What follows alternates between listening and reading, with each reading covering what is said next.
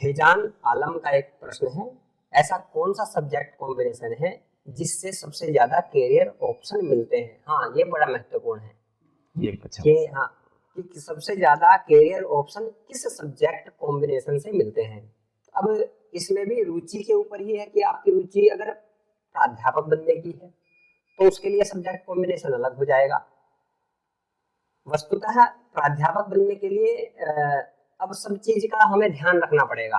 अगर हम उत्तराखंड की बात करें तो उत्तराखंड में हमको देखना है कि थोड़ा सा इस दृष्टि से देखना है कि हम आयोग की जो वैकेंसी है उन वैकेंसी में किस किस सब्जेक्ट की कितनी कितनी पोस्ट निकलती हैं, तो उसको ध्यान में रख करके आप एक विचार कर सकते हैं कि भाई जैसे हिंदी है तो हिंदी में 50 पोस्ट निकलती हैं, तो वो भी आपको ध्यान में रहेगा कि हिंदी में 50 पोस्ट निकलती हैं, फिजिक्स में इतनी निकलती हैं, इसमें इतनी निकलती हैं, इसमें इतनी निकलती हैं।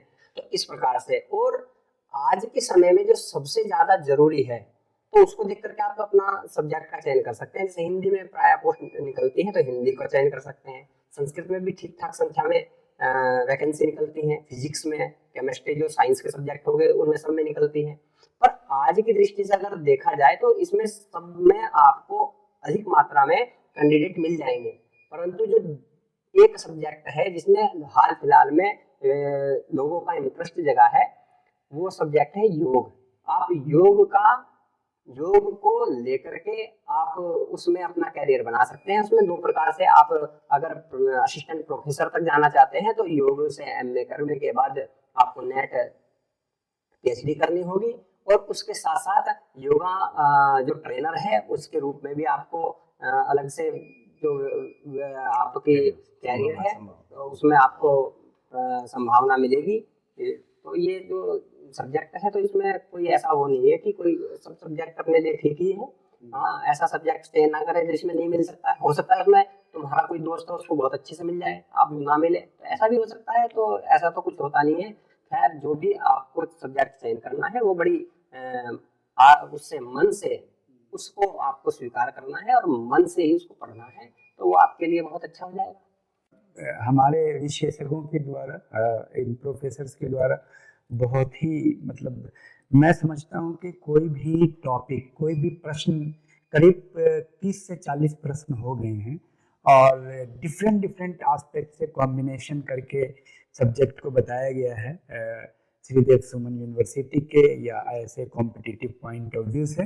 तो मैं समझता हूँ कि ये वीडियो जो है बहुत ही स्टूडेंट के लिए बहुत ही रामबाण है। हर एक विद्यार्थी को इस वीडियो को सुनना चाहिए। इस वीडियो को अगर वो समझेंगे तो उनको कैरियर के बारे में समझ में आ जाएगा कि कैसे करना है। दोस्त ले रहे हैं सब्जेक्ट, दोस्त ले रहे हैं उसको लेना है, या खुद से कैसे विश्लेषण करना है, अपनी रुचि का कैसे पता करना है।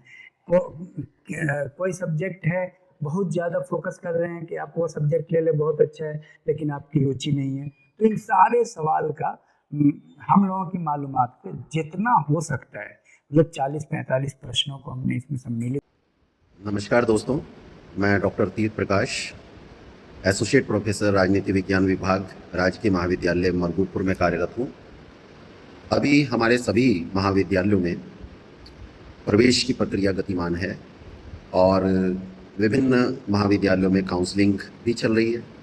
कई बार हम इस बात को लेकर बड़े संशय में रहते हैं कि हमें किस प्रकार के विषयों का चयन करना है।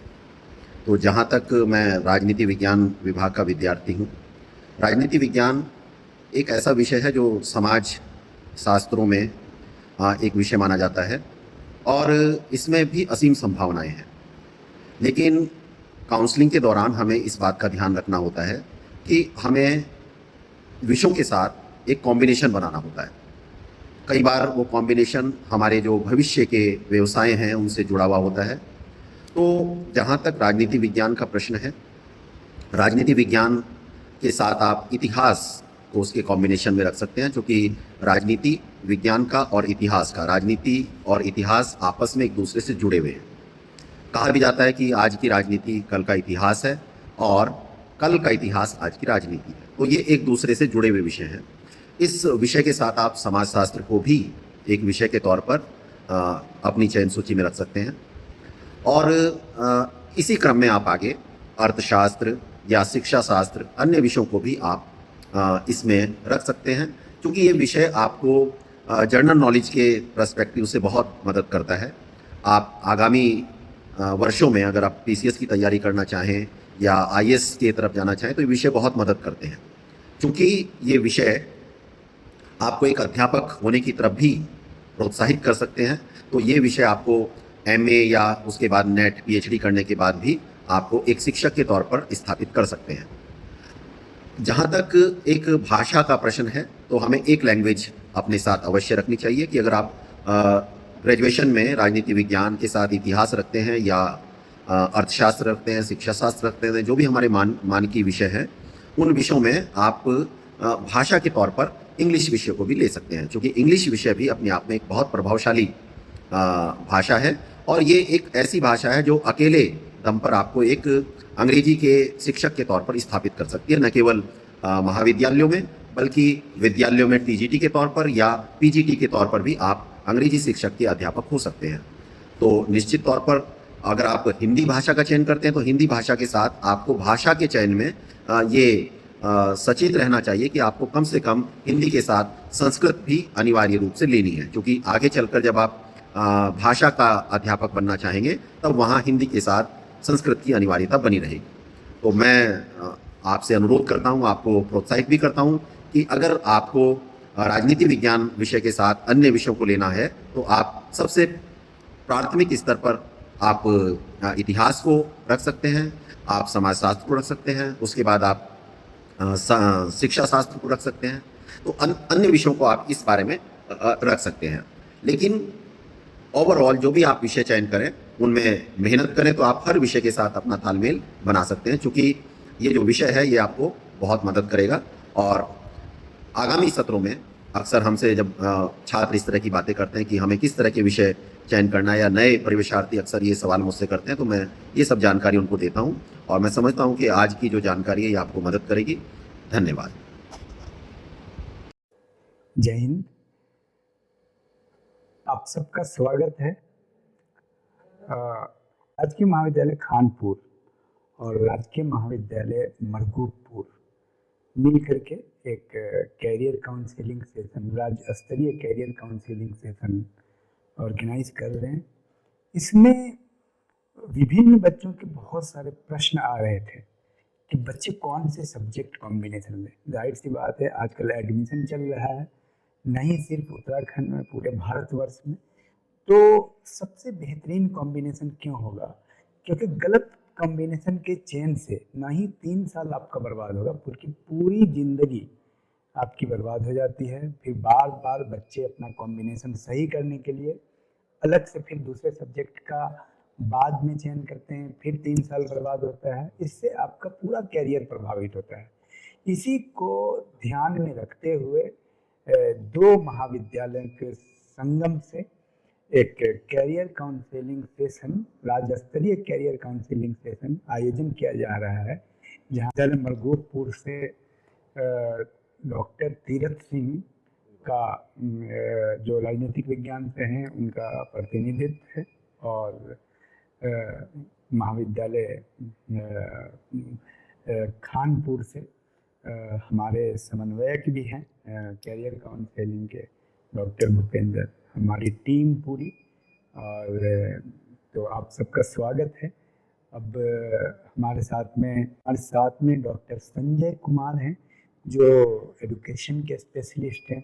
आपको बताएंगे सब्जेक्ट कॉम्बिनेशन के बारे में, आपको बताएंगे एजुकेशन का क्या इम्पोर्टेंस है, क्या क्या है, और बहुत सारे सवालों को हम लेने वाले हैं कि किस कंपटीशन की तैयारी के लिए किस तरह के सब्जेक्ट लेना चाहिए, कौन सा सब्जेक्ट नहीं लेना चाहिए, कौन सा कॉम्बिनेशन सही रहेगा। उस पर हम कंपटीशन के लेवल पे भी और एकेडमिक लेवल पे भी, बीएड करना है, टीचर बनना है, प्रोफेसर बनना है, आईएएस बनना है, बैंक में जाना है, रेलवे में जाना है, तो कौन सा सब्जेक्ट कॉम्बिनेशन बेहतर होगा। नमस्कार दोस्तों, मैं संजय कुमार, असिस्टेंट प्रोफेसर शिक्षा शास्त्र, राजकीय महाविद्यालय कानपुर हरिद्वार से। जैसा कि सभी छात्र छात्राएं जानते हैं कि वर्तमान समय में सभी महाविद्यालयों में प्रवेश प्रक्रिया गतिमान है। विद्यालय महाविद्यालयों में बच्चे प्रवेश लेने के लिए आ रहे हैं, लेकिन माध्यमिक पास करने के बाद अधिकतर बच्चों के सामने ये बड़ी समस्या आप होती है कि वो किस तरह के विषयों का चयन करें जिससे कि एक बेहतर करियर उनको प्राप्त हो सके। हमारे सामने भी कुछ बच्चों के ऐसे सवाल आए हैं, कुछ बच्चों ने हमसे भी सवाल किए हैं कि सर हमको इस लाइन में जाना है या यह करियर हमारे व्यवसाय में जाना है या किस किस क्षेत्र में हमें जाना है, उसके लिए हमारे लिए कौन सी विषय का चयन करना बेहतर होगा। तो चूँकि मेरा विभाग शिक्षा शास्त्र है और शिक्षा शास्त्र विषय में जुड़ा रहा हूँ, हालांकि मेरा 10 साल तक एक्सपीरियंस एक अर्थशास्त्र विषय भी मैंने माध्यमिक स्तर पर पढ़ा है, उसका अनुभव भी मेरे पास है।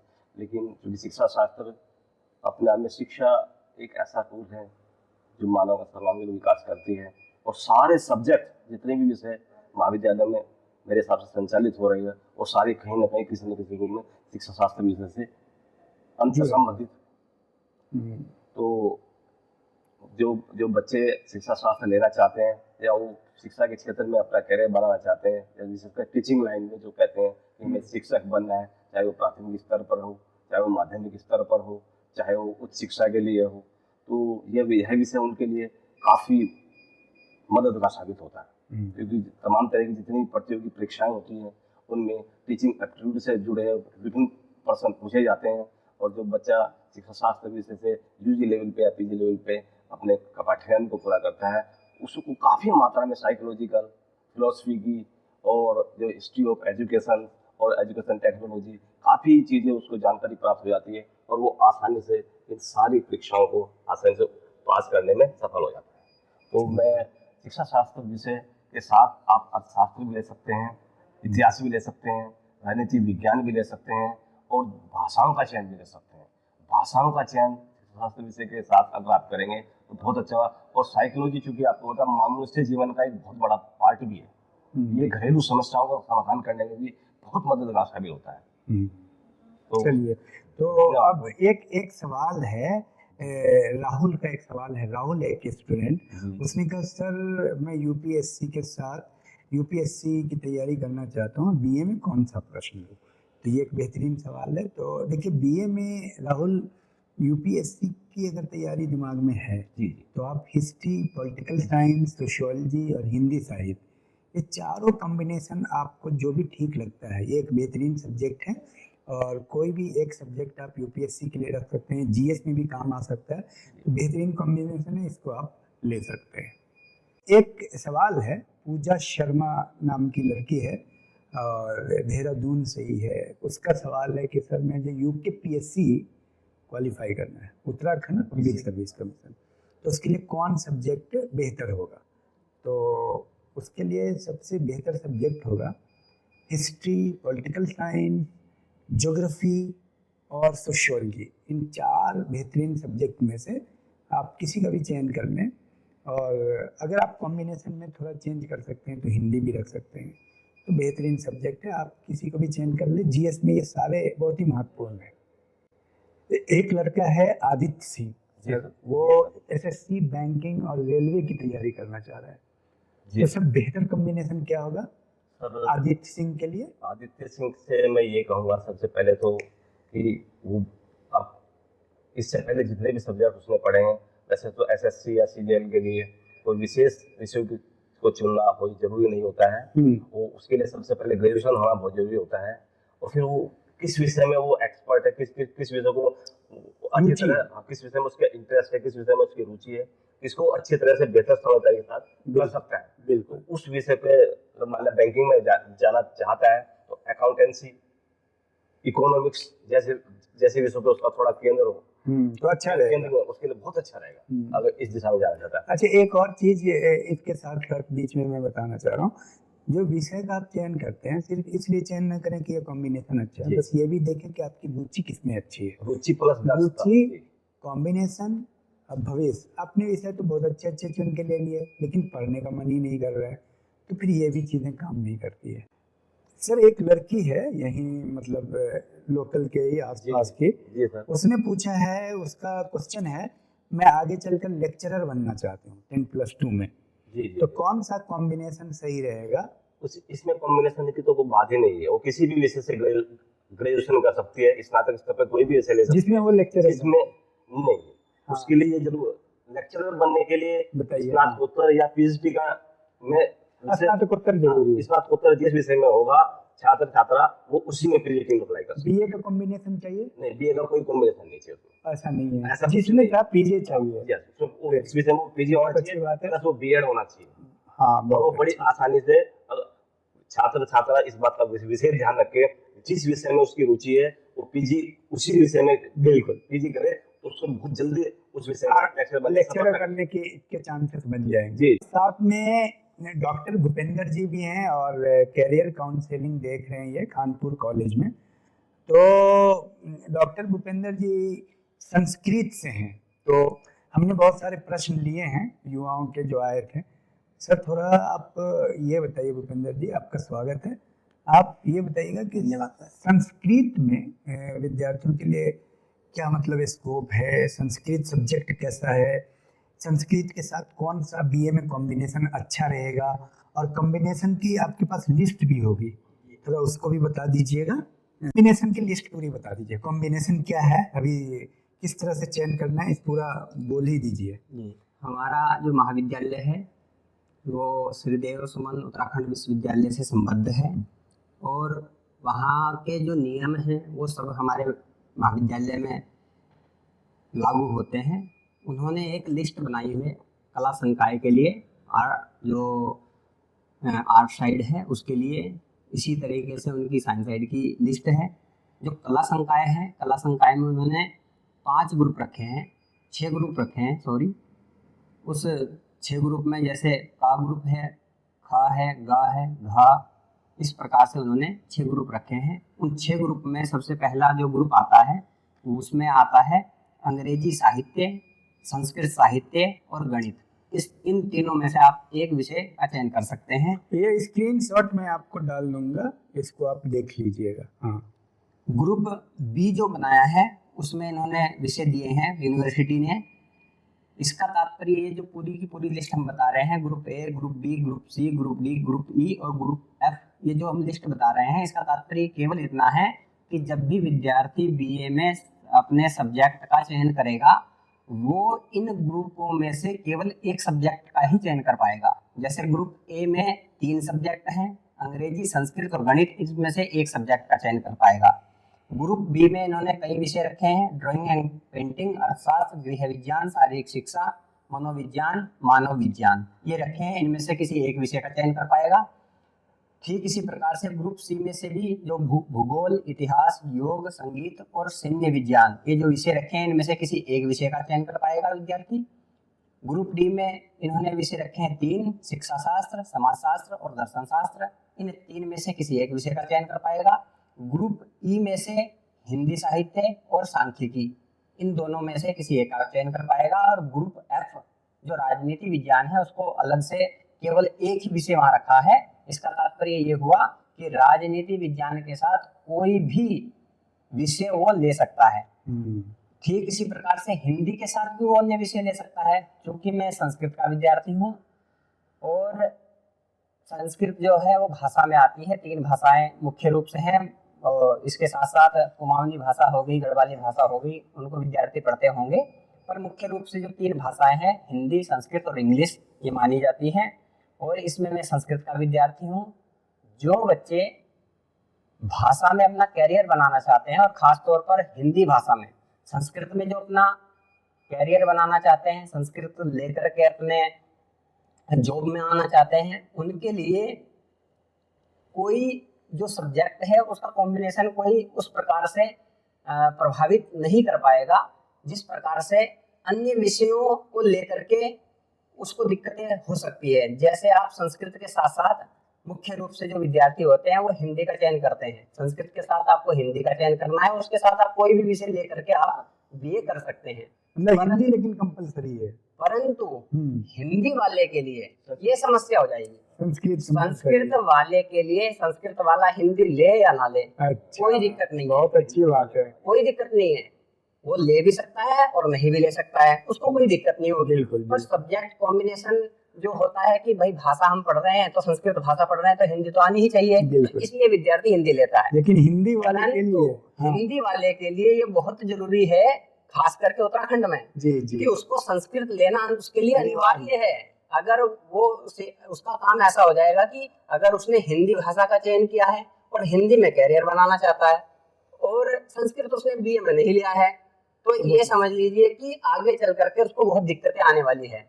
क्योंकि उत्तराखंड की आप जो पीजीटी है, जो प्रवक्ता की वैकेंसी है, उसमें सीधा सीधा आपको जो नियम है वहाँ लिखा गया है कि बीए में आपके पास संस्कृत होनी चाहिए जी। और जब अभी तो आपको पता नहीं चलेगा कि हमको कौन से विषय का चयन करना है। ये तो सर ने बहुत अच्छा प्रकल्प यहाँ चलाया है काउंसलिंग के माध्यम से, जिस वजह से हम बच्चों को ये चीज बता पा रहे हैं कि बच्चा हिंदी भाषा में अपना कैरियर बनाना चाहता है, उसको संस्कृत अनिवार्य रूप से लेनी चाहिए, जिससे उसको आगे कोई भी दिक्कत महसूस ना हो। बहुत अच्छा क्लियर किया। शायद ज्यादा मैं समझ रहा हूँ कि संस्कृत उत्तराखंड की दूसरी राज्य भाषा भी है। ये भी जो सर बता रहे हैं कि संस्कृत को उत्तराखंड में द्वितीय राज्य भाषा का दर्जा दिया गया है। आपको पदे पदे संस्कृत देखने को मिल जाएगी। अभी पीछे में एक न्यूज कटिंग पढ़ रहा था सर, उस न्यूज कटिंग में ये आया कि हरिद्वार जिले के तो नहीं, पर वो हरिद्वार से अखबार छपा था, उसमें आया था कि उत्तराखंड के जितने भी सरकारी कार्यालय हैं उनमें अंग्रेजी में नाम हो न हो, हिंदी में नाम हो न हो, पर संस्कृत में अनिवार्य रूप से नाम होना चाहिए। यानी कि डीएम का जो नाम है वो संस्कृत भाषा में लिखा होना चाहिए, कार्यालय का नाम संस्कृत भाषा में लिखा होना चाहिए। इसका कुल मिला के ये है कि 100% अनुपालन भी किया गया है। मैंने देखा, बहुत कार्यालय मैंने देखे हैं लिखा। तो संस्कृत का देखो बच्चों, एक चीज ये है कि कैरियर बहुत अच्छा है। सबसे बड़ी चीज, आप संस्कृत में 2 विकल्प आपका खुल जाता है, हिंदी भी और संस्कृत भी एक साथ में। तो आप क्या क्या बन सकते हो, आप जो है संपादक बन सकते हो, राइटर बन सकते हो, ऑथर बन सकते हो, गायक बन सकते हो, क्या क्या सिंगर बन सकते हो, लिख सकते हो, ऑथर बन सकते हो, आपके बारे में लिख सकते हो, पुजारी भी बन सकते हो। आपकी बात रोक करके मैं एक चीज और ऐड कर देना चाहता हूँ यहाँ पर कि संस्कृत भाषा में जो डीडी न्यूज है जी, तो डीडी न्यूज पर एक कार्यक्रम आता है वार्तावली। वो वार्तावली जो है वो संस्कृत भाषा में है। और उस संस्कृत भाषा में वहाँ पर जो विद्यार्थी हैं या वहाँ पर जो अपने समाचार का वाचन करने वाले लोग हैं वो सब संस्कृत के हैं। और हर 2 साल में, या जब मैं दिल्ली में था तो मैं प्राय देखता था कि हर साल वैकेंसी निकलती है। तो संस्कृत और हिंदी जिसका फ्लो ज्यादा अच्छा रहता है, जो अच्छे से बोल पाता है, उसमें ऐसा नहीं है कि आपको परफेक्ट आना चाहिए, आपका फ्लो अच्छा होना चाहिए। आप देख करके अच्छे से अगर संस्कृत पढ़ सकते हैं तो आपकी एक अपॉर्चुनिटी रहेगी कि आप उसमें न्यूज में जा सकते हैं। मेरे अपने बड़े इतने मतलब 20 सालों के अनुभव में मैंने ये पाया कि हिंदी और संस्कृत का काफ़ी स्कोप है। हम हिंदुस्तान में रहते हैं तो ये सब्जेक्ट को मतलब अपरिहार्य है। अगर आप ये सब्जेक्ट लेते हैं तो एक बेहतरीन विकल्प है आपके लिए। आप मतलब इसमें एक बेहतरीन स्कोप है। बहुत सारे विद्यार्थी संस्कृत को नेग्लेक्ट करके चलते हैं, हालांकि संस्कृत को लेने से 2 सब्जेक्ट का स्कोप आपके पास आ जाता है। और एक हिंदी को लेने एक चीज ऐड और करना चाहता हूँ, अभी परसों ही मेरे पास व्हाट्सएप आया है, केंद्रीय संस्कृत विश्वविद्यालय है जी, पूरे भारत में वो काम करता है। उसकी अलग अलग उसने अपनी शाखाएं बनाई हुई है, लगभग 10 से ज्यादा उसकी शाखाएं हैं। उन्होंने अपने सिलेबस में भी ये किया है कि पहले ये होता था कि डॉक्टर वही व्यक्ति बनता था जो बायोलॉजी बैकग्राउंड से रहता था, परंतु अब उन्होंने एक कोर्स ऐसा डेवलप किया है जो संस्कृत का विद्यार्थी है वो सीधा आयुर्वेदिक आचार्य बन जाएगा, यानी कि BAMS में उसको सीधा एडमिशन मिलेगा। अरे वाह, ये तो बहुत बड़ा। अगर कोई विद्यार्थी संस्कृत पढ़ करके ये चाहे कि मुझे डॉक्टर बनना है तो डॉक्टर बन सकता है। डॉक्टर लाइन का जो रास्ता है वो उसके लिए खुल गया है। बहुत बड़ा स्कोप है। तो चलिए कुछ और सवाल हम इसमें से लेते हैं। बहुत सारे सवाल आए हैं।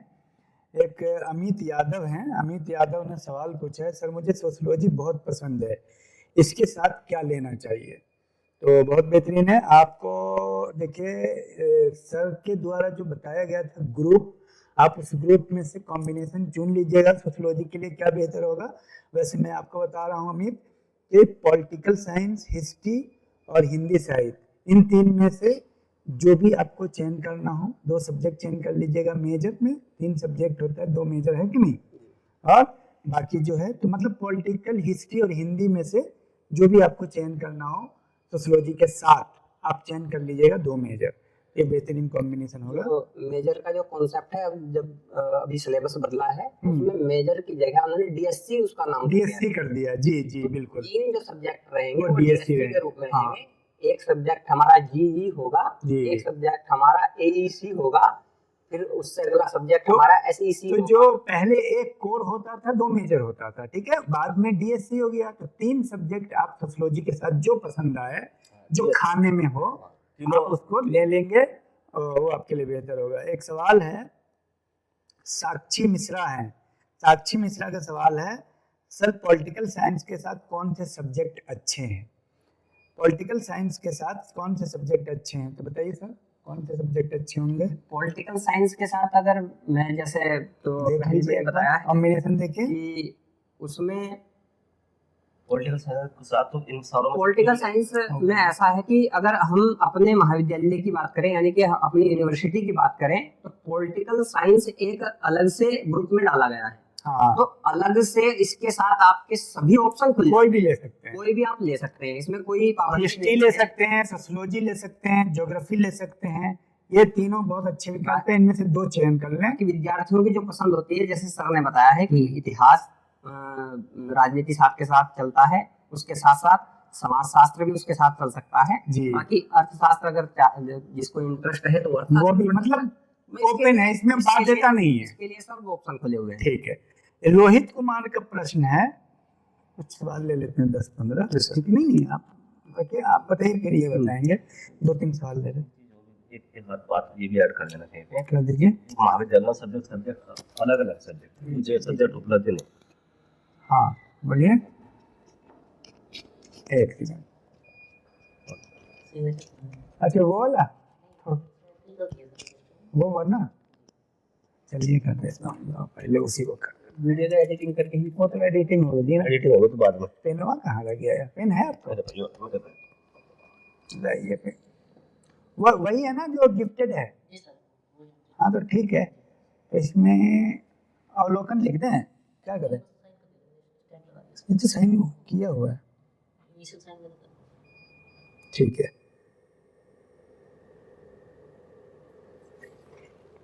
बस तो काफी लंबी बात हो गई है वैसे। हाँ नहीं वो तो बच्चों को फायदा हो रहा है यार, ये कोई हल्की बात नहीं हो रही है, रियल में बेनिफिट हो रहा है। हाँ चलिए, आप जो बोलना चाह रहे हो बोलिए, नहीं तो बाकी 10 क्वेश्चन ले लेते हैं ना, ये कम से कम 35-40 मिनट का होगा, तब क्वेश्चन ही लेते हैं पहले। आप रहो 2-4 मिनट। एक सवाल है, एक सेकंड, हाँ इधर आ जाओ। हाँ एक सवाल है सर कि रोहित कुमार का एक सवाल है कि ज्योग्राफी के साथ क्या लेना चाहिए? इस पे किया हमने काम, इस पे तो नहीं हुई बात। हाँ, ज्योग्राफी के साथ देखिए तो ज्योग्राफी के साथ कौन सा कॉम्बिनेशन सही है? देखिए ज्योग्राफी के साथ कौन सा कॉम्बिनेशन बाध्य है, कुछ बाध्य भी है लोकल लेवल पे। वैसे मैं ये बताऊं कि अगर किसी भी यूनिवर्सिटी के लिए अगर आप हैं तो हिस्ट्री, पॉलिटी, ज्योग्राफी और सोशियोलॉजी में से चयन कर लीजिएगा अगर बाध्यता नहीं है तो। लेकिन हमारी यूनिवर्सिटी एसडीएसयू है, उसके हिसाब से ज्योग्राफी के साथ हिस्ट्री नहीं लेना है। ज्योग्राफी के साथ आप हिस्ट्री नहीं लेंगे, ज्योग्राफी के साथ बाकी इसमें सोशियोलॉजी, पॉलिटिकल, इसमें 4-5 विषय हैं। जो बच्चा ज्योग्राफी में इंटरेस्ट रखता है, उसको ज्योग्राफी लेना है तो वो इतिहास नहीं ले सकता है, योग नहीं ले सकता है, संगीत नहीं ले सकता है, और सैन्य विज्ञान विषय को वो नहीं ले सकता है। हाँ। इसके अलावा उसके बाद आप पॉलिटिकल ले लीजिएगा, इकोनॉमिक्स ले लीजिएगा, सोशियोलॉजी ले लीजिएगा, हिंदी ले लीजिएगा, ये सब विकल्प है आपके पास। और ये सब चीज जो है ये उत्तराखंड संस्कृत श्रीदेव सुमन उत्तराखंड विश्वविद्यालय की यहाँ पर चर्चा हो रही है।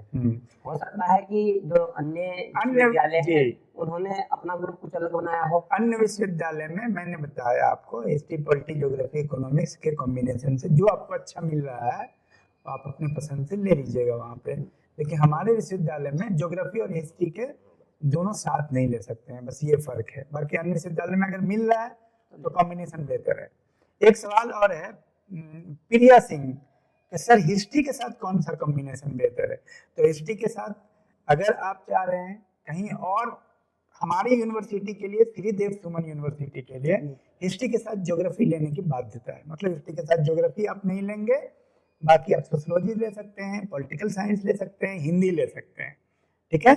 बाकी सर ने आपको बता दिया है हिस्ट्री के साथ और क्या नहीं ले सकते हैं सर। और जो ये चार्ट है वो चार्ट सर ग्रुप चार्ट में, इसमें आपको चार्ट देख लीजिएगा आप पॉज करके, इसमें सारे चार्ट आ जाएंगे। जिस भी विश्वविद्यालय से संबंधित जो विद्यार्थी हैं या जहाँ एडमिशन लेना चाह रहे हैं, एक बार वो अपने महाविद्यालय जा करके ये जरूर सुनिश्चित कर लें कि उनका उनके विश्वविद्यालय में किस प्रकार का सब्जेक्ट कॉम्बिनेशन है, क्या क्या विषय वो ले सकते हैं, और तो उसको सबसे पहले उसको देख लें, उसके बाद अपना विषय चयन कर सकते हैं। बेशक, बताइए सर। और इसमें सर एक ये भी है कि चूंकि महाविद्यालयों में कुछ जगह विषयों की संख्या कम होने के कारण जो बच्चे जिन विषयों को लेना चाहते हैं कभी कभी महाविद्यालय में वो विषय संचालित नहीं हो रहे होते हैं। हाँ। तीनों विषय संचालित नहीं भी हो रहे हैं तो उनमें से वो अपनी पसंद के जो दो विषय लेकर के तीसरा कोई भी विषय ले सकता है, क्योंकि उसके लिए वहाँ सुविधा वो विकल्प उपलब्ध है ही।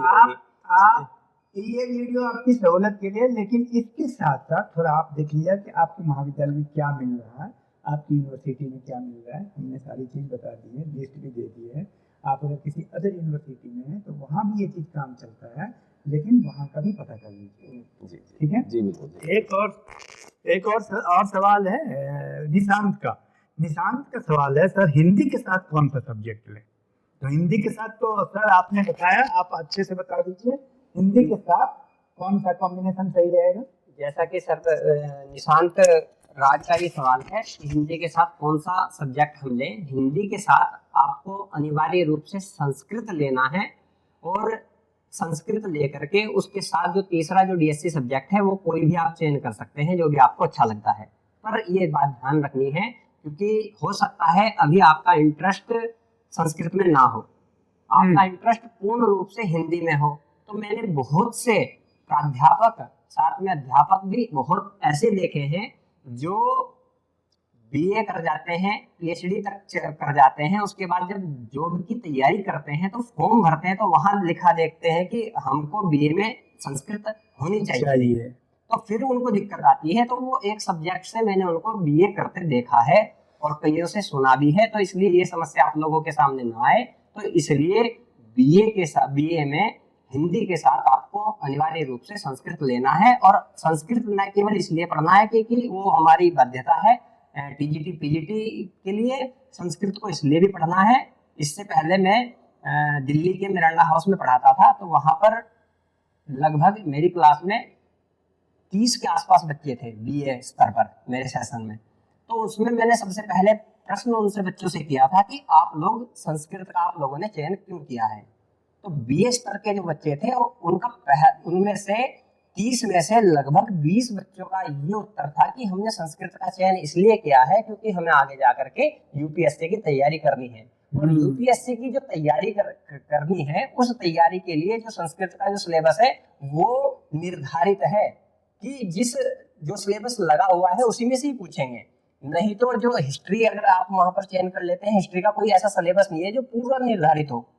वो हिस्ट्री में से कहीं से भी प्रश्न बन जाएगा।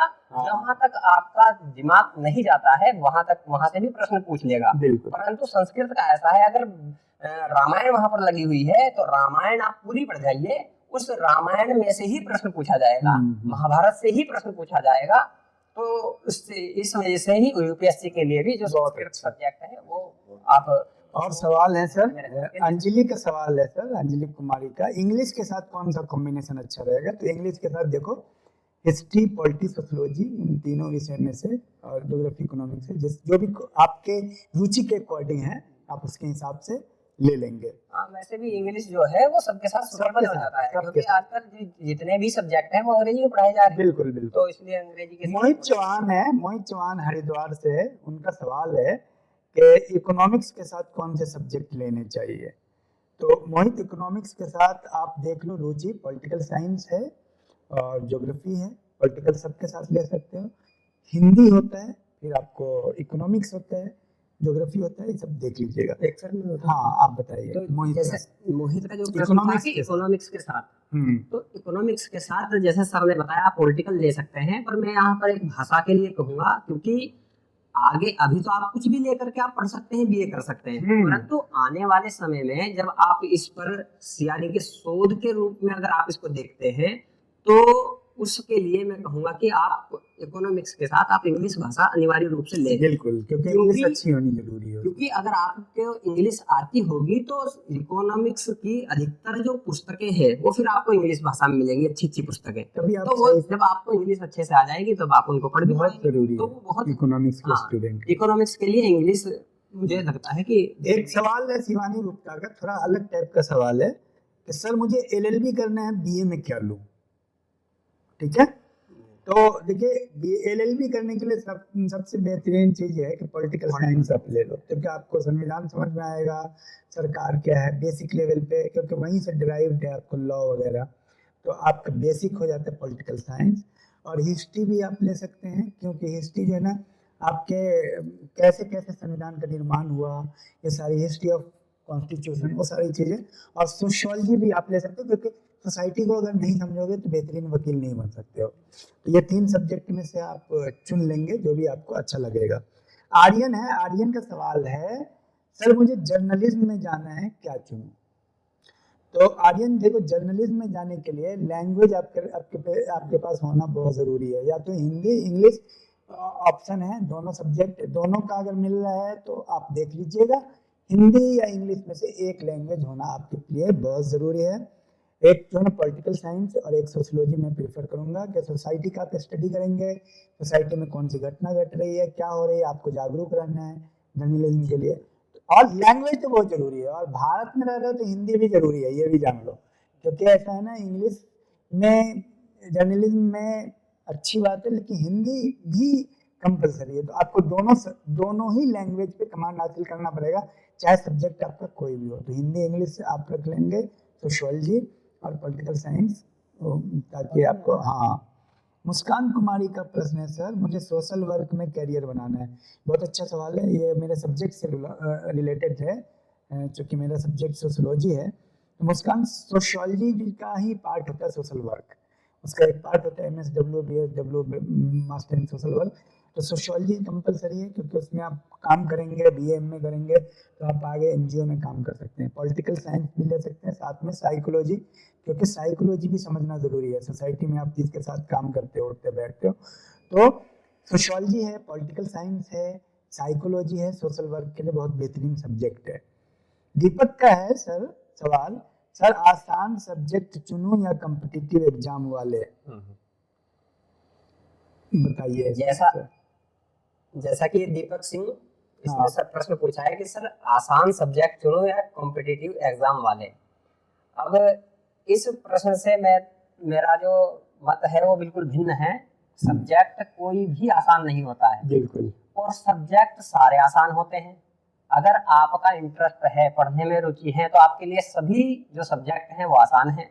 अगर आपका इंटरेस्ट ही नहीं है, जबरदस्ती आपने BA में एडमिशन लिया है, जबरदस्ती BA BSc किसी में भी एडमिशन लिया है, और उसके बाद आपने पुस्तक उठाई और पढ़ना शुरू कर दिया, तो वो आपके लिए बोझ बन जाएगा। तो इसलिए जरूरी है कि आपका इंटरेस्ट हो, और जी। इंटरेस्ट के अनुरूप आप अपने सब्जेक्ट का चयन करें और उसके अनुसार आप आगे की पढ़ाई। बहुत अच्छा है। तो सब्जेक्ट नहीं, रुचि को फोकस कीजिए, आपका पैशन क्या है, आप किसको पसंद करते हैं, और मार्केट क्या चल रहा है, दोनों। अब रुचि है लेकिन उस पर काम नहीं कर रहे हैं तो थोड़ी होगा। रुचि है तो उसको सीखना भी पड़ेगा, जाहिर सी बात है। अब बहुत सारे लोगों को रुचि है IAS करने में, लेकिन पढ़ते नहीं है ठीक है, 99% लोग ऐसे ही है। तो रुचि रखने से नहीं होगा, सिर्फ रुचि के साथ स्किल, मतलब लर्निंग साथ साथ में।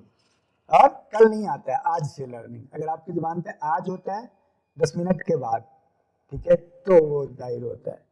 एक क्वेश्चन है अभिषेक का है, सब्जेक्ट कॉम्बिनेशन से नौकरी पर फर्क पड़ता है।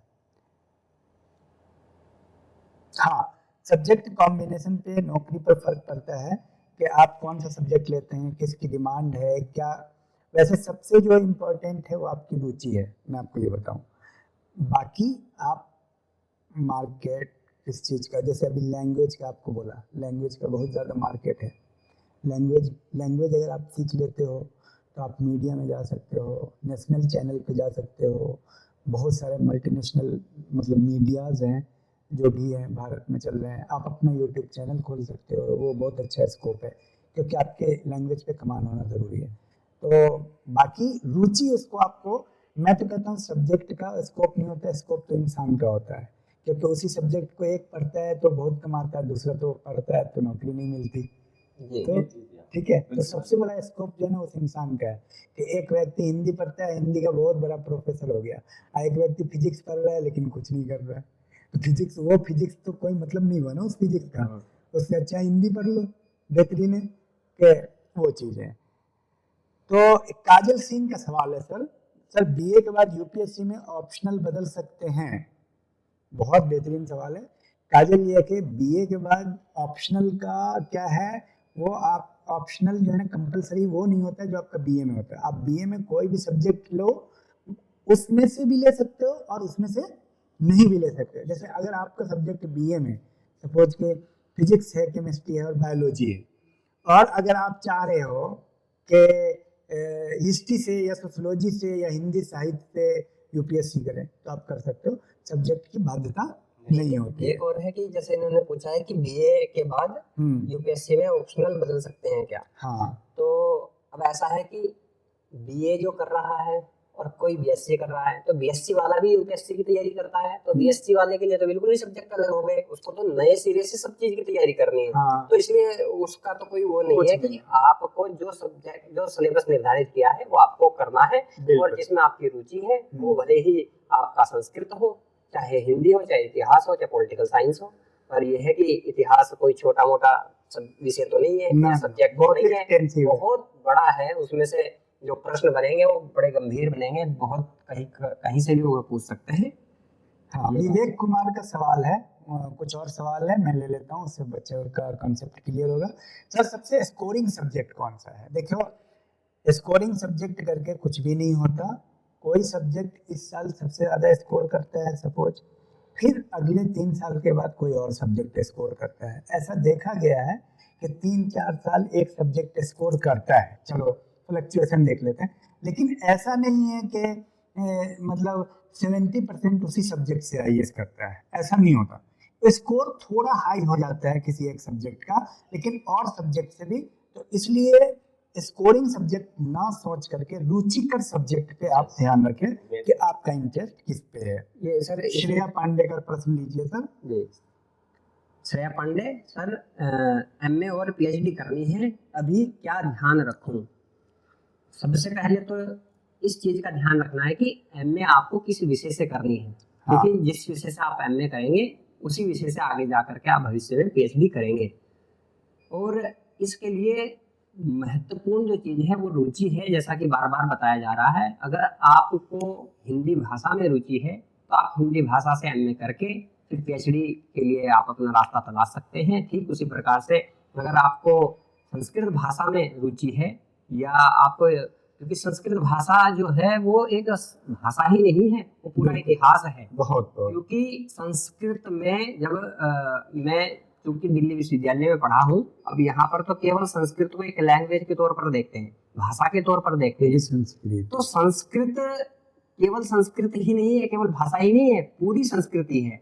क्योंकि संस्कृत के लिए कहा गया है कि संस्कृत जो संस्कृत है वो हमारी संस्कृति जो है वो संस्कृत पर आश्रित है, संस्कृति ही संस्कृत है आश्रिता। इस प्रकार से कहा जाता है कि जो संस्कृत, जो हमारी संस्कृति है वो संस्कृत पर आश्रित है। अगर आप अच्छे से संस्कृत हो जाएंगे, संस्कृत पढ़ करके संस्कारवान हो जाएंगे, तो आप अपनी संस्कृति को भी बचाने के लिए उद्यत हो जाएंगे। और जैसा इन्होंने बताया कि कौन सा सब्जेक्ट लूं, पीएचडी के लिए कौन सा सब्जेक्ट लूं, जो बात मैं कहना चाह रहा था, क्योंकि मैं दिल्ली विश्वविद्यालय से पढ़ा हूँ, तो दिल्ली विश्वविद्यालय में संस्कृत की लगभग 8-10 विधाएं हैं। यानी कि संस्कृत भाषा केवल भाषा ही नहीं है, संस्कृत में व्याकरण भी है, क्योंकि संस्कृत व्याकरण आप पढ़ेंगे, संस्कृत दर्शन पढ़ेंगे, संस्कृत में वेद पढ़ेंगे, संस्कृत में उपनिषद एक विधा है, संस्कृत में फिर पुरातत्व एक विधा है, बहुत सारी विधाएं हैं। सारी चीजें आ गई, चिकित्सा हो गया, आप बोल ही रहे हो। हाँ, एक चीज नहीं है, संस्कृत पूरा सिस्टम है, वो पूरा सिस्टम है। और ये सब्जेक्ट का जो वो देखते हैं हम आजकल कि ये सब्जेक्ट हमको लेना है, ये लेना है। मैं सर दिल्ली में जब एडमिशन लेने के लिए गया, वहाँ जयदेव विद्यालंकार सर मिले मुझे। अच्छा, अब तो जब मैं गया था वो तब भी रिटायर हो चुके थे। बताइए। हाँ, हंसराज महाविद्यालय में, हाँ हंसराज महाविद्यालय में वो उन्होंने सेवाएं दी है। तो मैं चूंकि गुरुकुल कांगड़ी से पढ़ करके विद्यालंकार करके वहां पर एडमिशन मैंने लिया था, तो मैंने सर को बताया कि सर मैं भी गुरुकुल कांगड़ी से पढ़ा हूँ और चूंकि आपके नाम में भी विद्यालंकार लगा हुआ है तो संभवतः आप भी वहीं से पढ़े हुए होंगे। तो बोले कि हाँ बिल्कुल। अच्छा ये बताइए आजकल वहाँ कितने सब्जेक्ट पढ़ाए जा रहे हैं? सर बीए की बात कर रहे हैं, कितने सब्जेक्ट? तो मैंने कहा कि सर मैंने विद्यालंकार में 5 सब्जेक्ट पढ़े हैं जी। तो बोले कि बस 5 ही पढ़े हैं? वो बताते हैं कि हमारे दौर में बीए में 12 सब्जेक्ट पढ़ाए जाते थे, यानी कि 12 सब्जेक्ट पढ़ करके वो बीए करते थे। और आज के समय में ये स्थिति है कि 3 सब्जेक्ट पढ़ना बड़ा मुश्किल हो गया है। मुश्किल हो रहा है जी।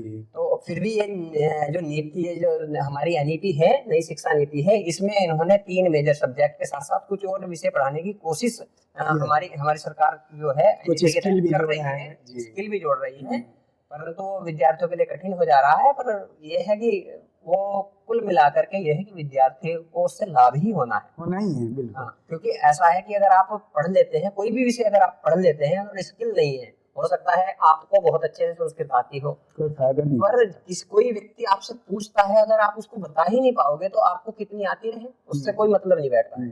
तो इसलिए बहुत जरूरी है कि आपको स्किल आना चाहिए, उस सब्जेक्ट प्रस्तुतिकरण आना चाहिए। तो वो स्किल जो सिखाने का काम है वो नई शिक्षा नीति में किया जाए। ठीक है, सोनू कुमार का सवाल है, सर दोस्त जिस सब्जेक्ट में एडमिशन ले रहे हैं क्या मैं भी वही ले लूं? देखिए ये सबसे घातक है, ऐसा बिल्कुल नहीं करना है।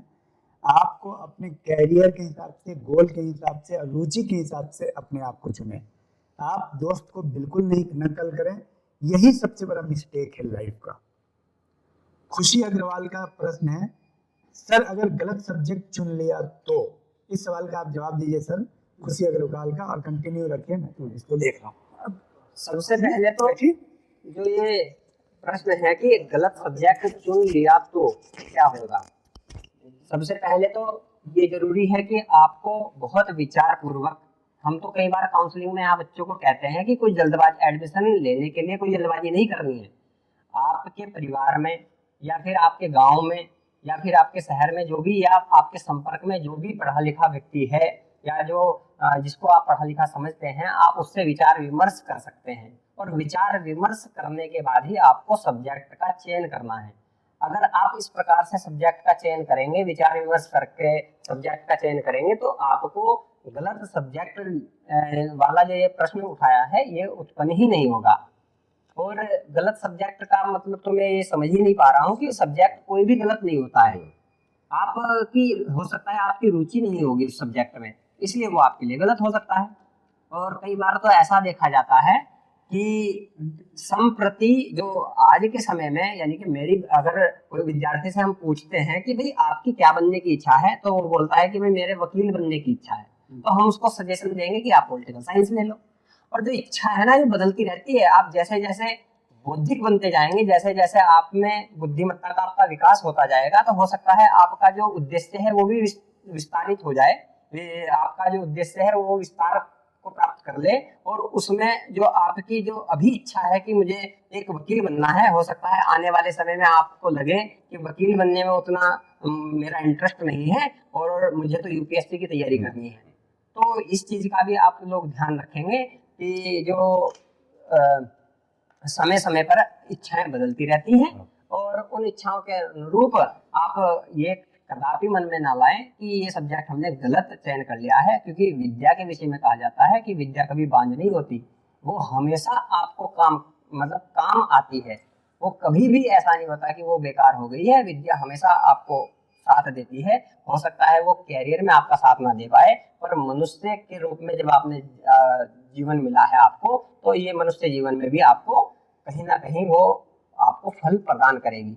हमारे एक सर थे बीए में, धर्मेंद्र जी, वो हमेशा कहा करते थे कि जब व्यक्ति पढ़ लेता है, शिक्षा प्राप्त करता है, तो शिक्षा प्राप्त करने का उद्देश्य ये नहीं है कि केवल उसको नौकरी मिल जाए और नौकरी उसको मिल गई तो वो सफल है। क्योंकि जो समाज है, समाज की नजर में तो वही सफल है जिसको नौकरी मिल गई। तो वो हमेशा ये कहते थे नहीं नहीं, जरूरी नहीं है कि पढ़ लिख करके आपको नौकरी मिल जाए तो आप सफल हो। वो बोलते हैं कि पढ़ना लिखना इसलिए जरूरी है क्योंकि आपको 2 विन मिलते हैं, 2 जीत मिलती है आपको। अगर पढ़ लिख करके आपकी नौकरी लग जाती है तो नौकरी लग जाने पर आपको पहली विन मिल गई है, आपको पहली जीत मिल गई है। और दूसरी जीत जो आपको है, आपको अगर नौकरी नहीं मिलती है, पढ़ लिखने से आप इतने समझदार हो जाते हैं, जो ये इस प्रकार के प्रश्न आ रहे हैं कि गलत विषय चयन हो गया। अगर मैं किसी बच्चे का माँ बाप रहूंगा तो मेरा बच्चा गलत विषय नहीं चयन कर पाएगा, क्योंकि मुझे पता है, तो मैं अच्छे से गाइडेंस अपने बच्चे को दे पाऊंगा, अच्छे से मार्गदर्शन मैं अपने बच्चे का कर पाऊंगा। तो ये भी एक प्रकार की जीत है। और जिस बच्चे को ये पता है कि उद्देश्य साफ हो, क्योंकि कई बार ऐसा होता है कि अनपढ़ जो माता पिता रहते हैं वो अपने बच्चे को ठीक से गाइड नहीं कर पाते हैं। तो ठीक से गाइड नहीं कर पाते तो बच्चा भटकता रहता है, कभी ये विषय लेता है, कभी वो विषय लेता है, उसको पता ही नहीं चलता है। अगर अच्छे से पढ़ा लिखा होगा तो वो बता देगा, बेटा सबसे पहले तो ये देखो कि तुम्हें जाना किधर है, तो उसको पता लग जाएगा। तो बच्चे जो उनका पिता है, माता पिता हैं जो पढ़े लिखे हैं, वो भी उनको अच्छे से गाइड कर सकते हैं। तो ये है। अब अगला प्रश्न है, अगला प्रश्न सर कर दीजिए सर, अगला प्रश्न। और अब क्या कोई सा भी प्रश्न से। हाँ, ये खुशी अग्रवाल का प्रश्न है। हो गया, ये हो गया जी। एक ये आरव तिवारी रीवा से है, इनका प्रश्न है सर लड़कों के लिए सबसे अच्छा सब्जेक्ट कौन सा है? तो ये बताइए सर। अब लड़कों के देखो सब्जेक्ट तो ये हमारे सर पहले भी बता चुके हैं, इस सब्जेक्ट कोई खराब नहीं होता है, लड़का लड़की का सब। और ये लड़का लड़की वाला जो कॉन्सेप्ट है कि लड़के के लिए कौन सा सब्जेक्ट अच्छा होगा, सबसे पहली बात इसमें 2 ही कॉन्सेप्ट होते हैं कि आपकी इंटरेस्ट किस विषय में है, चाहे लड़का हो चाहे लड़की हो, तो सफलता के चांस बहुत ज्यादा बढ़ जाते हैं वहाँ पे जिसमें इंटरेस्ट है। और वही काम करने के लिए अब यहाँ पे कई आजकल कुछ समाज में इस तरह की चली है कि पेरेंट्स, समाज में इस तरह पर्सपेक्टिव चला हुआ कि पेरेंट्स बच्चों से ज्यादा अपेक्षा रखते हैं कि मेरा बेटा डॉक्टर ही बने, बेटा इंजीनियर बनना चाहता है। इस तरह के विषयों पे कई सारी मूवीज भी दिखाई गई है समाज में। एक दिन एक सीरीज देख रहा था, वहां पे वो बेटा था, बाप उसको मैकेनिकल इंजीनियर बनाना चाहता था, बेटे का जो इंटरेस्ट था वो, हाँ बाप उसको डॉक्टर बनना चाहता, बेटा इंजीनियर बनना चाहता, डॉक्टर अपने बाप की इच्छा का वो डॉक्टर बन गया, लेकिन सफल नहीं हो पाया, बहुत असफल रहा लाइफ में, कहीं नौकरी नहीं मिली उसको। फिर उसने सब कुछ करने के बाद में हारने के बाद दोबारा से मैकेनिकल में ही एडमिशन लिया, और जैसे तरीके से मैकेनिकल से डिग्री पूरी करने के बाद वो एक बहुत बड़ा इंजीनियर बना, और जितनी पारिवारिक सारी इच्छाएं थी उसने पूरी की। तो ये जो आदमी का खुद का इंटरेस्ट होता है, ये उसकी सफलता में सबसे ज्यादा भूमिका अदा करता है। अगला सवाल है नंदिनी शर्मा, ये पूछ रही है लड़कियों के लिए कौन सा सब्जेक्ट अच्छा रहेगा। अब ये ठीक उसी प्रकार का प्रश्न है जो पहले प्रश्न पूछा गया था। जो सब्जेक्ट की बात है, आप अपनी रुचि के अनुसार सब्जेक्ट का चयन करेंगे तो सब सब्जेक्ट आपके लिए अच्छे रहेंगे। फैजान आलम का एक प्रश्न है, ऐसा कौन सा सब्जेक्ट कॉम्बिनेशन है जिससे सबसे ज्यादा कैरियर ऑप्शन मिलते हैं। हाँ, ये बड़ा महत्वपूर्ण है ये अच्छा कि हाँ कि सबसे ज्यादा कैरियर ऑप्शन किस सब्जेक्ट कॉम्बिनेशन से मिलते हैं। अब इसमें भी रुचि के ऊपर ही है कि आपकी रुचि अगर प्राध्यापक बनने की है तो उसके लिए सब्जेक्ट कॉम्बिनेशन अलग हो जाएगा। वस्तुतः प्राध्यापक बनने के लिए अब सब चीज का हमें ध्यान रखना पड़ेगा। अगर हम उत्तराखंड की बात करें तो उत्तराखंड में हमको देखना है कि थोड़ा सा इस दृष्टि से देखना है कि हम आयोग की जो वैकेंसी है उन वैकेंसी में किस किस सब्जेक्ट की कितनी कितनी पोस्ट निकलती हैं, तो उसको ध्यान में रख करके आप एक विचार कर सकते हैं कि भाई जैसे हिंदी है तो हिंदी में 50 पोस्ट निकलती हैं, तो वो भी आपको ध्यान में रहेगा कि हिंदी में 50 पोस्ट निकलती हैं, फिजिक्स में इतनी निकलती हैं, इसमें इतनी निकलती हैं, इसमें इतनी निकलती हैं। तो इस प्रकार से, और आज के समय में जो सबसे ज्यादा जरूरी है तो उसको देख करके आप अपना सब्जेक्ट का चयन कर सकते हैं। जैसे हिंदी में प्राय पोस्ट निकलती है तो हिंदी का चयन कर सकते हैं, संस्कृत में भी ठीक ठाक संख्या में वैकेंसी निकलती हैं, फिजिक्स में, केमिस्ट्री जो साइंस के सब्जेक्ट हो गए उनमें सब में निकलती हैं। पर आज की दृष्टि से अगर देखा जाए तो इसमें सब में आपको अधिक मात्रा में कैंडिडेट मिल जाएंगे, परंतु जो एक सब्जेक्ट है जिसमें हाल फिलहाल में लोगों का इंटरेस्ट जगह है वो सब्जेक्ट है योग। आप योग का योग को लेकर के आप उसमें अपना करियर बना सकते हैं। उसमें 2 प्रकार से आप अगर असिस्टेंट प्रोफेसर तक जाना चाहते हैं तो योग से एमए करने के बाद आपको नेट पीएचडी करनी होगी, और उसके साथ-साथ योगा जो ट्रेनर है उसके रूप में भी आपको अलग से जो आपकी कैरियर है तो उसमें आपको संभावना मिलेगी। तो ये जो सब्जेक्ट है तो इसमें कोई ऐसा वो नहीं है कि कोई सब सब्जेक्ट अपने लिए ठीक ही है। हाँ, ऐसा सब्जेक्ट चयन ना करें जिसमें नहीं मिल सकता है। हो सकता है उसमें तुम्हारा कोई दोस्त हो उसको बहुत अच्छे से मिल जाए, आप ना मिले, तो ऐसा भी हो सकता है। तो ऐसा तो कुछ होता नहीं है।